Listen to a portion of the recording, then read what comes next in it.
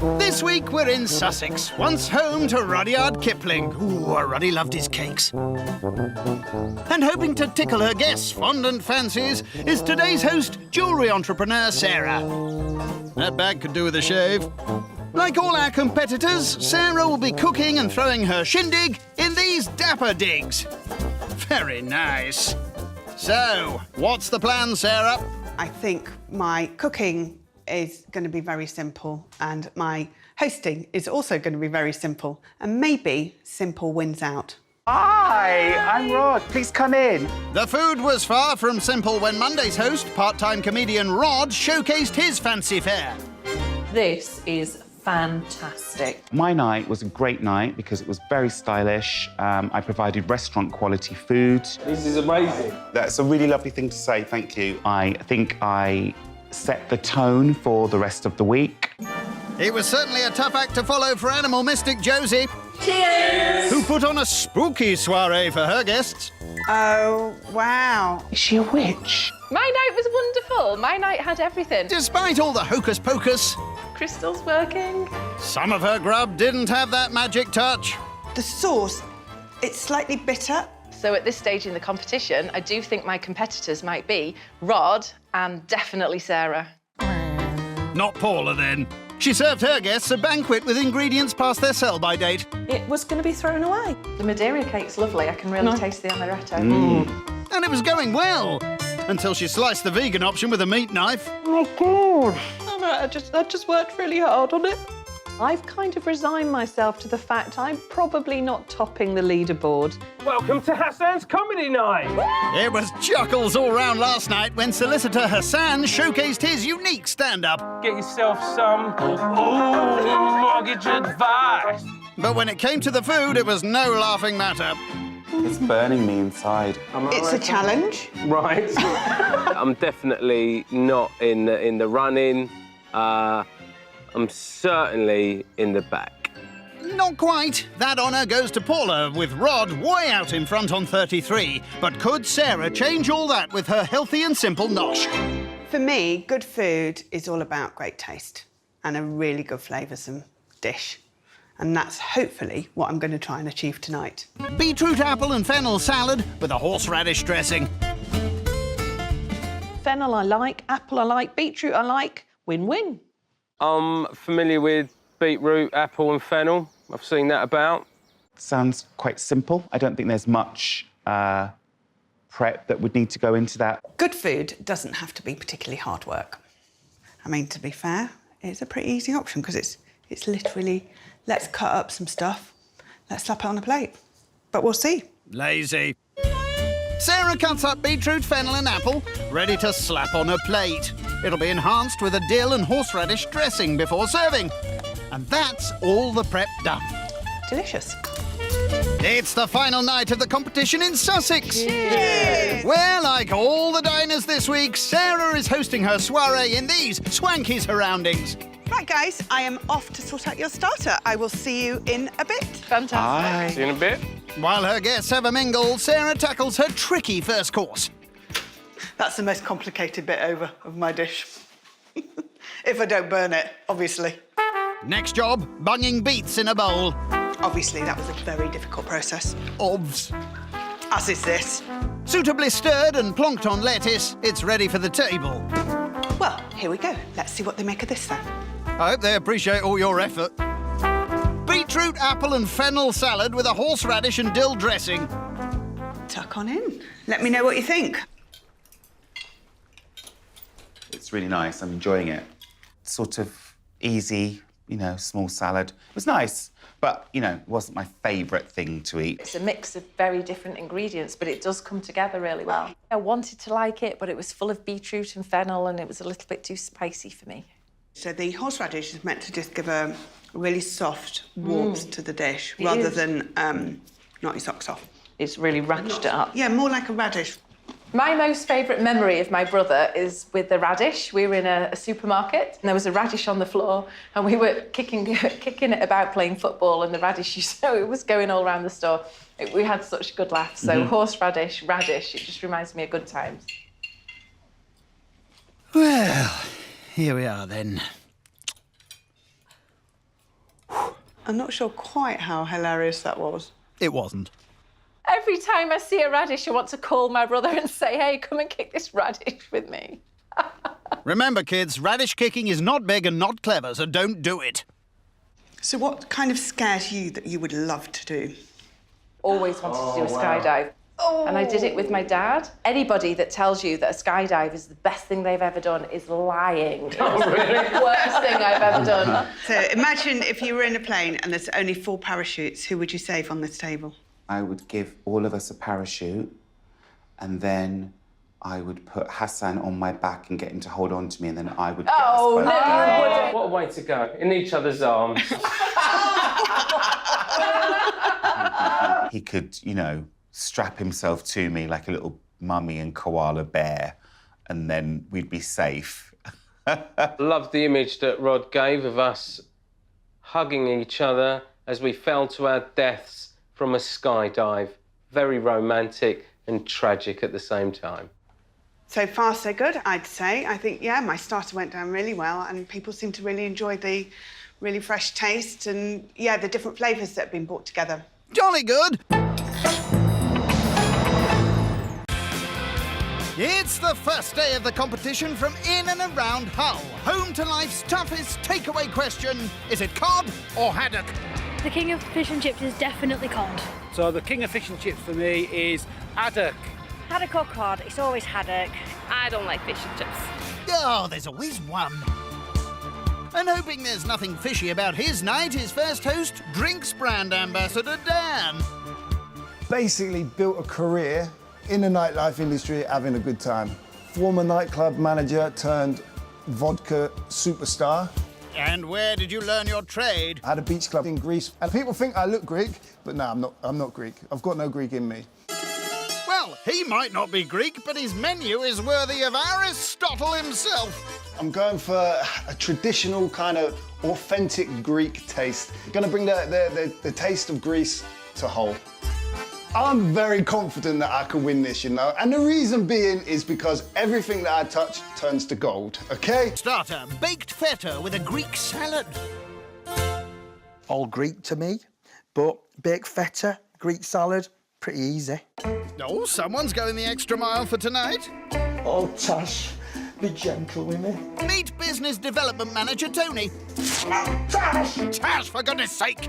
I like my back waxing. It keeps everything at bay. And again. Quite like pain when I'm having my back waxed. It's sort of like a bit of a something I get out of that, you know. People do think I'm the life and soul of the party. Be classed as a bit annoying, but I can cope with that. Yeah, you can't go to Greece without having some feta. It's good. Love baked feta, love a Greek salad. Pretty easy to make. Just shove it in the oven. Completing the lineup is dog-walking entrepreneur Jordana. I'm not a typical 22-year-old gal and stuff. I stay at home, do my accounts, stroke all my dogs. Some people would probably call me boring. Good boys! I think I'd probably say doing a spreadsheet is more fun for me than dancing on a podium. Don't knock it till you've tried it. For the baked feta, Dan adds tomato and green peppers. A little drizzle of Greek oil. That's how we do. And a final sprinkle of dried oregano. He'll bake just prior to serving. Next, the classic Greek salad. So when someone reads the menu, they're going to see it says salad, and they're probably going to criticise, saying it's pretty simple. Very easy. But there's quite a lot of chopping that goes into this, you know. You know, I'm chopping up all these different veg and that. Yeah, still just chopping, though. And salad's pretty peak right now. Everybody's eating salads. Dan knocks up a quick dressing of olive oil, vinegar, and... Now, the secret ingredient, which not many people would put in a salad, I believe, is honey. Groundbreaking. Finally, more oregano. Now, the key to this is how you stir it. You don't just go wild. Just be gentle. There. Perfect. It's the first night of Come Dine With Me from in and around Hull. Cheers. Cheers. Yamas. And the turn of Drinks brand ambassador Dan to host, with a night of Greek classics that he hopes will win him the £1,000 prize. As his guests relax, Dan cracks on with his salad starter. There's high spirits already, so the food's... I'm going to win them over with that, I think. Feta parcels baked. How's it look? I think the feta looks all right. It's, Yeah, it's all right. Oh, that's all right then. Baked feta with tzatziki, and his Greek salad is already on the table. Let's go. Okay. Ladies first. Oh, yeah. Thank you. Help yourself to salad. Put salad on your plate. Help yourself to pita. Did you make your own bread? The only thing, I seasoned the bread. I didn't make the bread myself. I just thought it was going to be a bowl of this. When I read the menu, I thought it was going to be. So you... thought you were being a bit lazy, actually. Oh, okay, okay.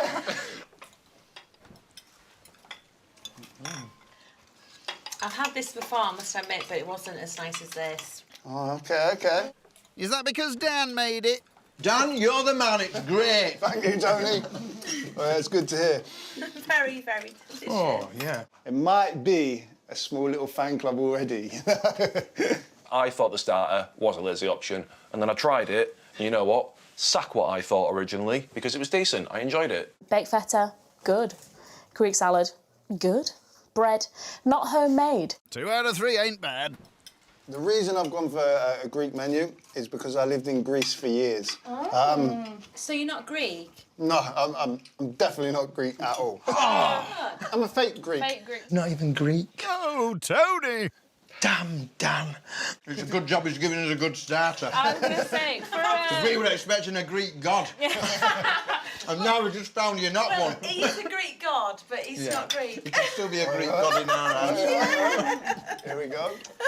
Yeah, I was quite disappointed that he wasn't Greek, because I was quite looking forward to meeting some sort of, like, Mediterranean, exotic, sexy man.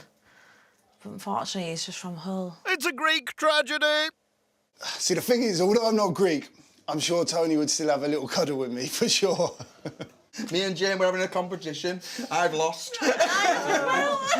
Yeah, I feel like I broke their hearts. I spent a lot of years in the kind of the party resorts. Yeah, so I've run bars and I've run clubs and done a lot of promo work and things like that. So I wonder where I knew you from.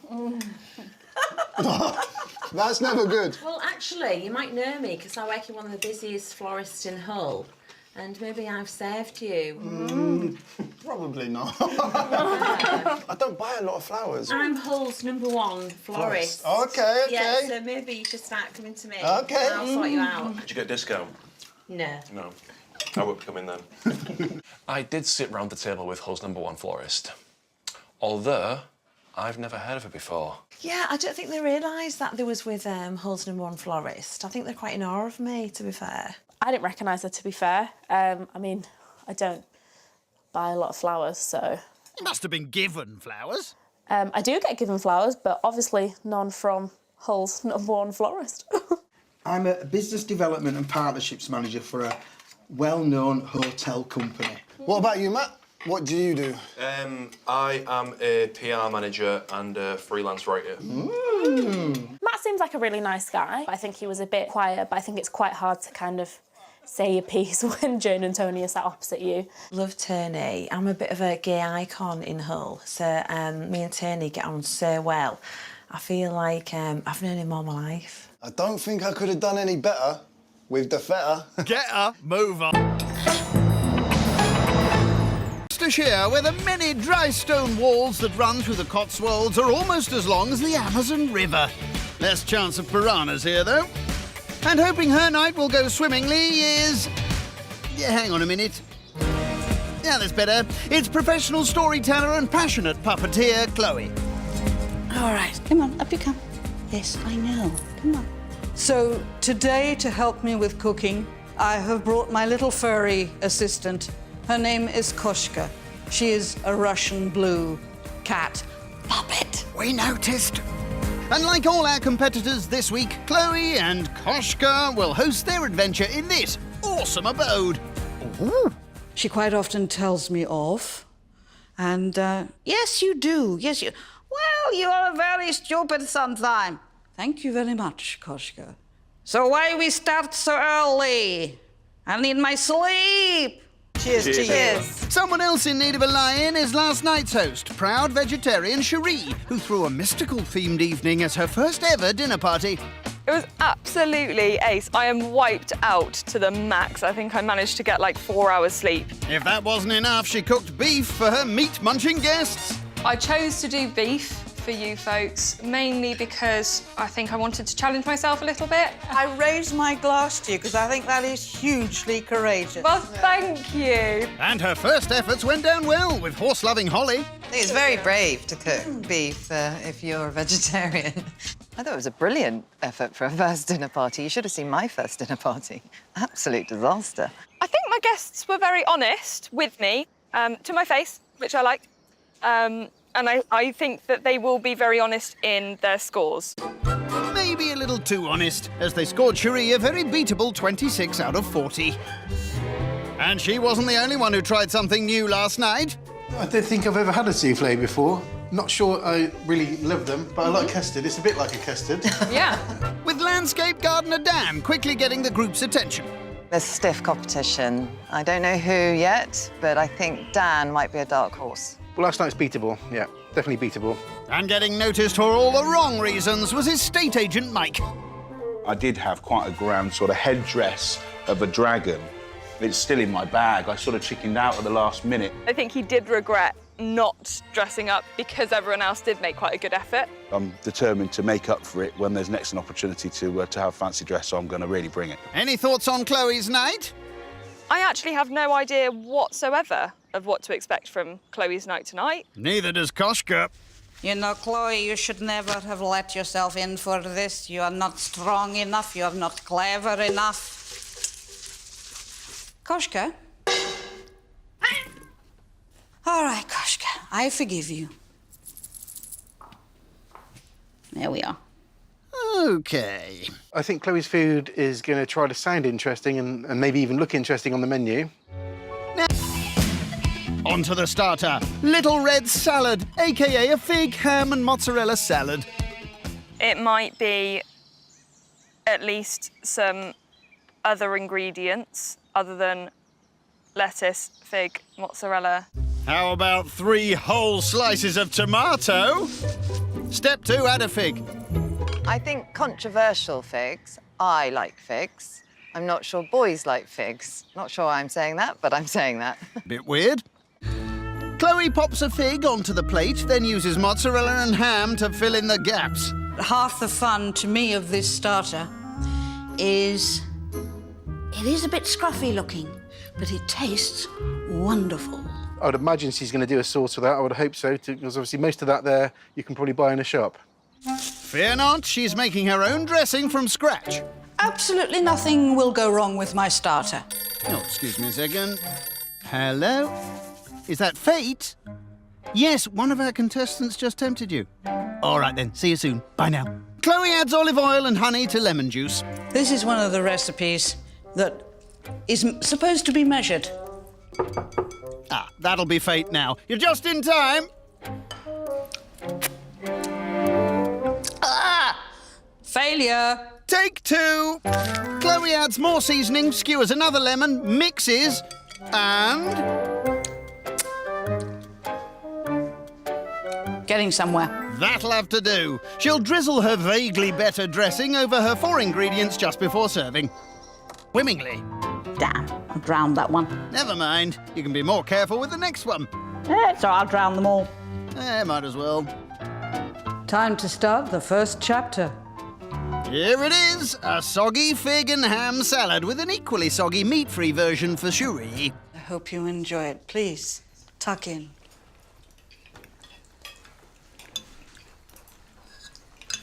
My figs are so ripe. I mean, beautiful fig. Beautiful. Thank you very much. The sort of dressing maybe a little bit watery, but the taste of the fig, I think I'm converted to eating fresh figs.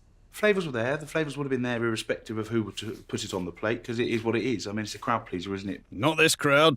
There just wasn't a huge amount of cooking, or I'm not going to use the word effort. You just did. That was probably a little bit too simple for an eating competition, I would say. Probably needed to be a little bit more complex. To me, the flavours really help each other out. Yeah. And I've finished my plate, so you can see that I've enjoyed it. Well, then put a cork in it.